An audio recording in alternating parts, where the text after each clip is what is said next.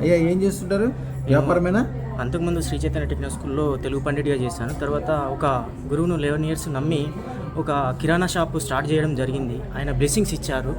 కానీ నేను అనుకోకుండా మొత్తం మైనస్ అయిపోయింది. మొత్తం జీరో లెవెల్కి వచ్చేసాను.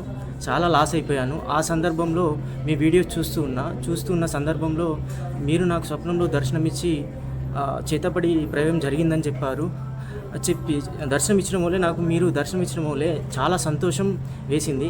ఇప్పుడు నేను మీ షాప్కి వచ్చే ముందు కూడా, ఇక్కడికి హైదరాబాద్కి వచ్చే ముందు ఒకరోజు ముందు కూడా మీరు నాకు దర్శనం ఇచ్చారు. ఇస్తే నేను గురుదేవా అని మీ పాదాలను పట్టుకొని ఏడవడం జరిగింది. ఇది నాకు జరిగిన అనుభవం స్వామి. అయ్యా రాబోయే కాలంలో మీకు చేతబడులు కానీ, ఇబ్బందులు కానీ, టెన్షన్లు కానీ, అనాలు ఏడుపు కానీ, మీకుండే మైనస్లన్నీ కూడా ఒక పెద్ద అగ్నిగుండంలో కనుక దూది వేస్తే ఎట్లా కాలిపోతుందో అట్లాగే మీకు చెడు మొత్తం ఈ క్షణం నుంచి కాలిపోతుంది. ఈ రోజు నుంచి మీరు మట్టి పట్టుకుంటే బంగారం అవుతుంది.